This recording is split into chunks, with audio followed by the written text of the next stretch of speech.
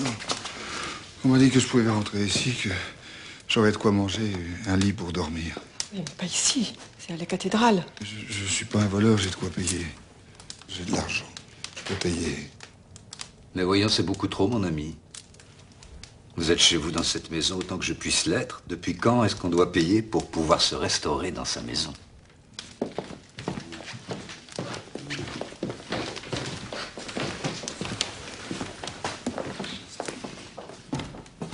Ma bonne Madame Magloire, c'est lugubre ici. On n'y voit rien autour de cette table. Vous voulez bien aller nous chercher des chandeliers? Et pendant que vous y êtes, s'il vous plaît, remplacez ces horribles couverts par notre argenterie. Veuillez avoir la gentillesse de nous excuser de cet accueil improvisé. Vous savez, j'ai pour habitude de loger mes frères les pauvres dans la sacristie, mais ce soir, il ne reste plus une seule paillasse. Mais enfin, vous ne serez pas plus mal ici. Moi, je sais. Je ferais mieux de vendre toutes ces belles choses pour en donner le produit à nos frères déshérités.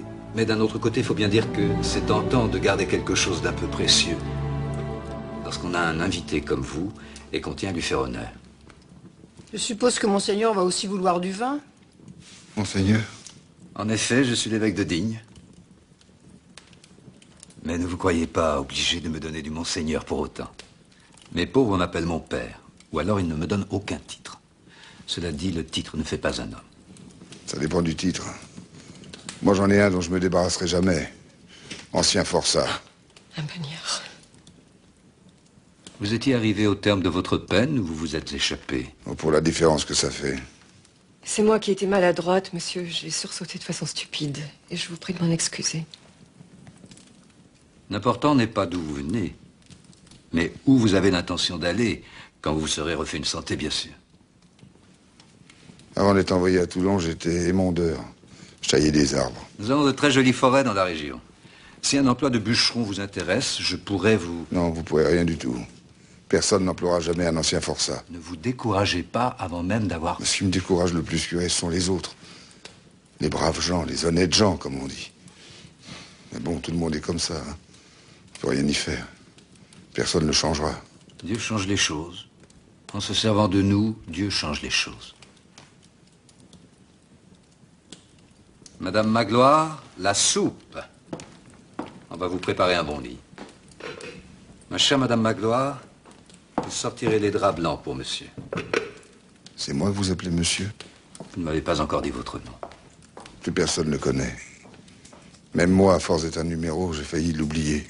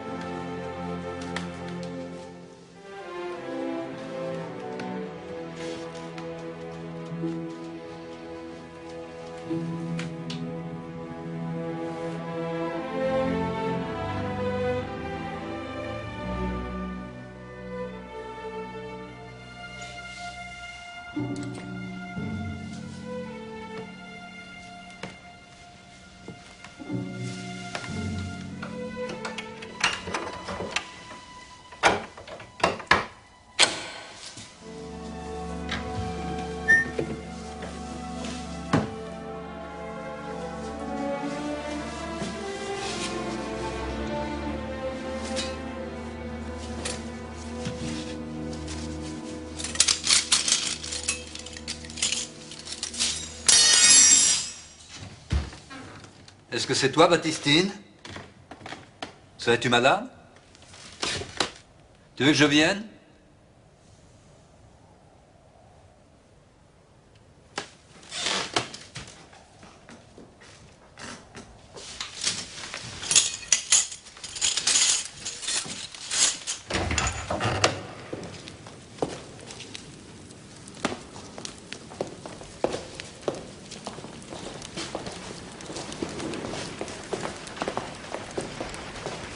Viens, donne-moi tes couvertures. Je vais les mettre avec les autres.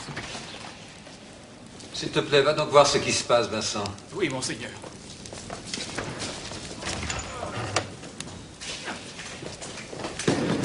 Allez.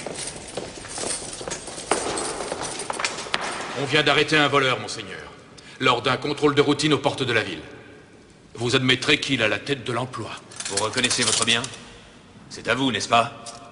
Il y a vos initiales là-dessus. Oui, c'est exact, messieurs. Ceci m'appartient. M'appartenait, devrais-je plutôt dire. Pourquoi ne leur avez-vous pas expliqué Expliquez quoi, monseigneur? que je lui avais donné ses couverts? En effet, oui, c'est ce qu'il prétendait. Mais Mais quoi? cet individu a un passeport jaune, monseigneur. Il s'agit d'un ancien forçat, et c'est un homme dangereux. Et c'est la raison pour laquelle vous doutez de sa parole.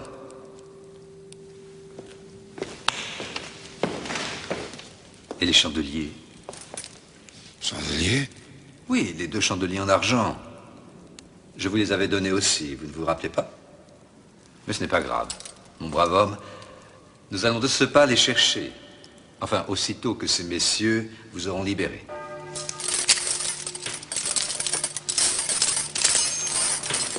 Monseigneur, c'est l'heure de la messe et... Ne vous inquiétez pas, Vincent. Notre Seigneur a l'éternité tout entière devant lui.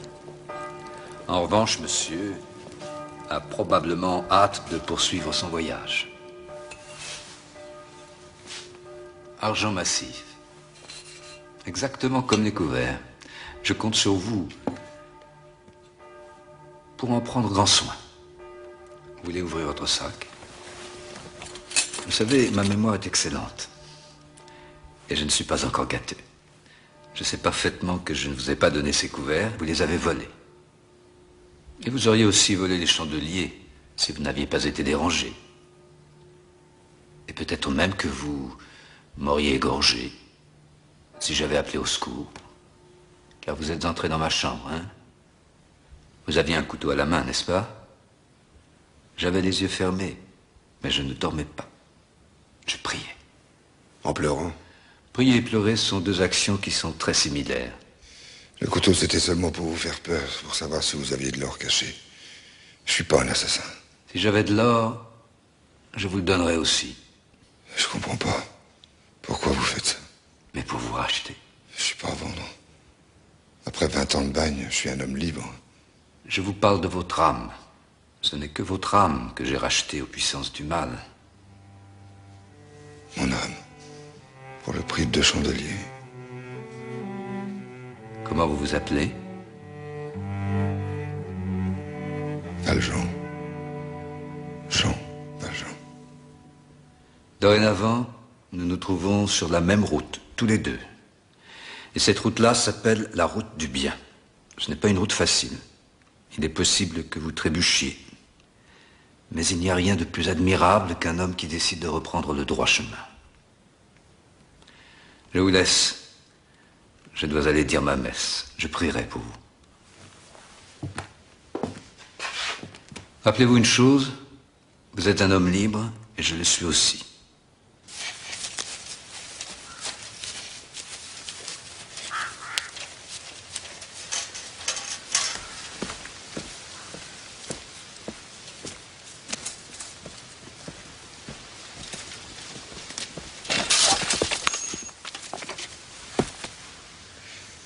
Merci, monsieur. C'est à moi que tu dis merci. Bien sûr, monsieur. Sans vous, je sais pas où elle aurait filé. Tu parles de quoi, petit? De ma pièce, monsieur. Ma pièce de 40 sous. Où est-ce que tu vois une pièce de 40 sous, toi? Sous votre pied, monsieur. Sous mon pied, il y aurait une pièce de 40 sous? Elle a roulé, vous avez un pied dessus. Faut me la rendre, monsieur. Tu m'embêtes avec ta pièce de 40 sous, il n'y a rien sous mon pied. Il n'y a que de la terre, des graviers, il n'y a rien. Vous pouvez pas me faire ça, monsieur. C'est mon argent. Je serai à mon heure. C'est dur comme métier. Des fois, on peut tomber du toit T'es et... pas tombé puisque te voilà debout sur tes pattes. Et même que je te conseille de t'en servir, et vite. Avant que je me fâche pour de bon. Allez, vite! Voleur, sale voleur! Ça vous portera malheur! Toute votre vie, ça vous portera malheur!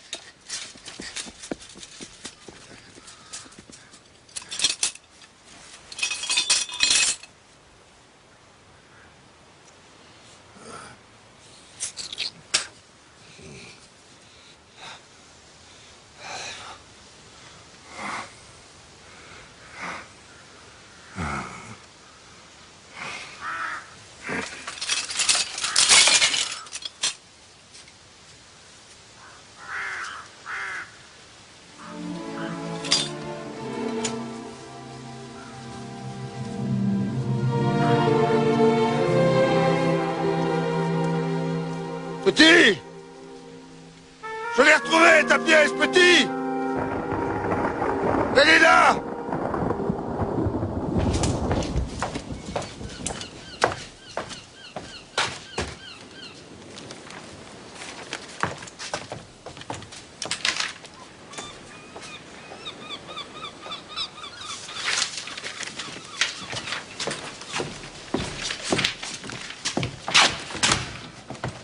C'est la copie d'une plainte déposée à la gendarmerie de Digne par un petit ramoneur savoyard.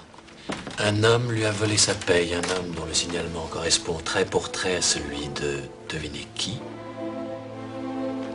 Jean Valjean, lequel Valjean rôdait précisément du côté de Digne. J'en étais sûr, moi, qu'il ne serait pas long à redevenir ce qu'il a toujours été, ce qu'il sera toujours, une sale bête de voleur. Jusqu'au jour où l'une de ses victimes lui résistera. Et alors, croyez-moi, il n'hésitera pas à tuer.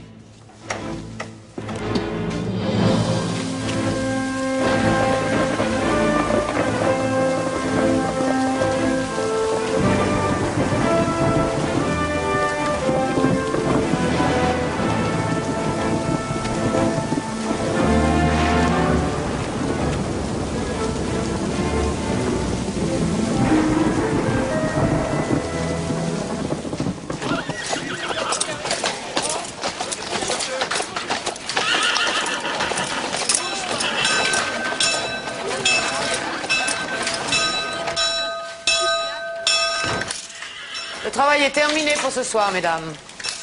Allez.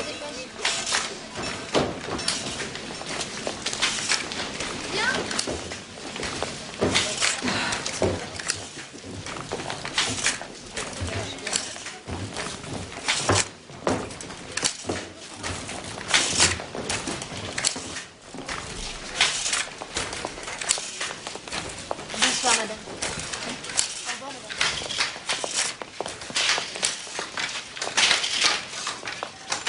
Bien, Fantine. Fantine, vous n'avez pas entendu? Avec votre permission, Madame Victurnien, j'aimerais rester encore 1 heure ou 2. Mon travail n'est pas terminé. Mais je vois bien, vous avez lambiné toute la journée. Oh non, Madame. Mais j'ai les doigts si enflés que j'ai pas pu nouer mes fils, alors forcément j'ai... Les ouvriers ont toujours de mauvais outils. Allez, laissez ça, vous terminerez demain. Oui, mais c'est aujourd'hui que les comptes du mois doivent être arrêtés. Et si mon quota n'est pas atteint, je toucherai 20 sous de moins. La belle affaire, ils vous seront reportés le mois suivant. Oui, mais c'est que j'en ai besoin ce mois-ci, Madame. Je sais bien que vous êtes toutes ici de pauvres filles, mais enfin, pas au point d'en mettre à main sous près. Moi si. Et si vous faites des heures supplémentaires, je serai obligée de vous compter le prix de l'éclairage. Vous devriez le savoir depuis le temps que vous travaillez ici.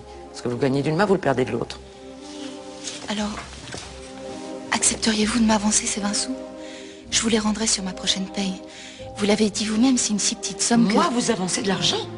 Non mais que dirait Monsieur Madeleine s'il savait que nous nous livrons à des trafics? Vous perdez la tête, mademoiselle. Je vous prie de sortir immédiatement.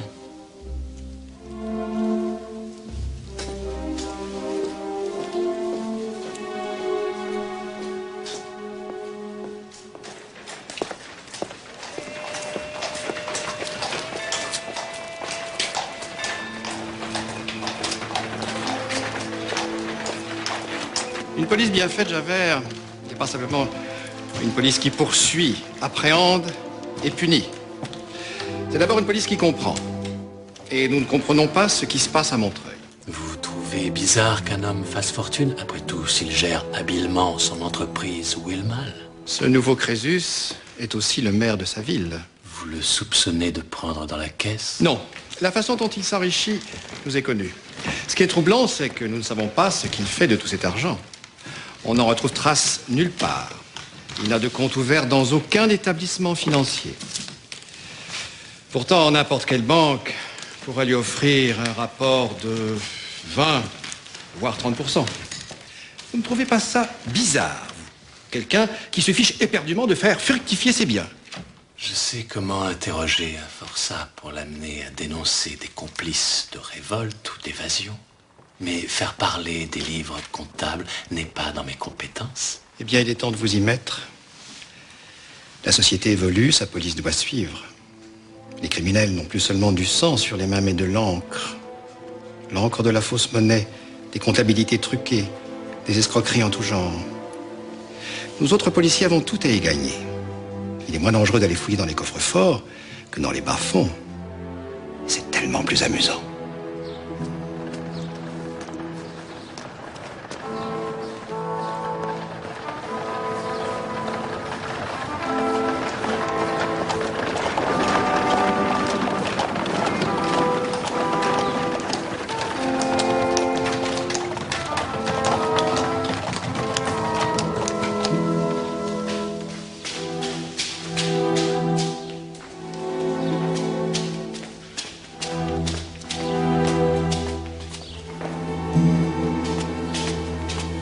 Monsieur Javert, je suppose.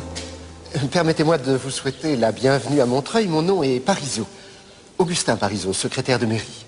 Enchanté. Votre maire actuel, lequel est-ce?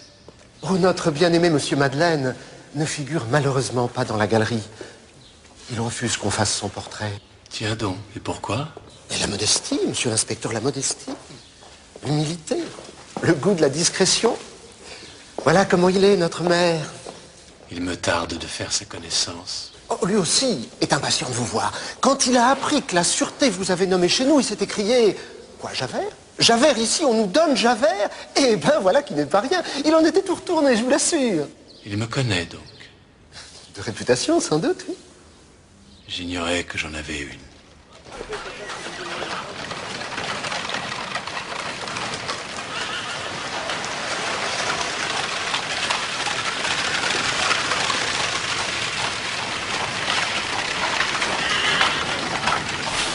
Et quand M. Madeleine est arrivé à Montreuil, il n'était rien, une espèce d'homme des bois, plus ou moins bûcheron.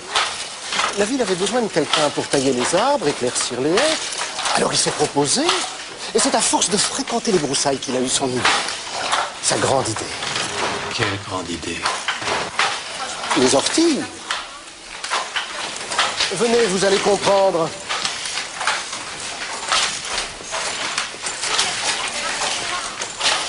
Une fois fanées et séchées, les orties produisent des fibres, à partir desquelles on peut fabriquer des toiles comparables à la toile de lin, mais qui sont beaucoup moins onéreuses.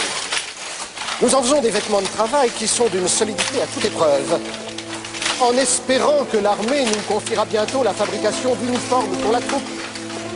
Les pourparlers sont en cours. Il n'y a pas seulement que l'aspect économique, monsieur l'inspecteur.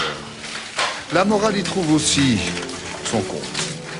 Une plante que personne ne veut, que tout le monde méprise et foule aux pieds, mais qui devient précieuse, pour peu qu'on ait confiance en ses vertus cachées.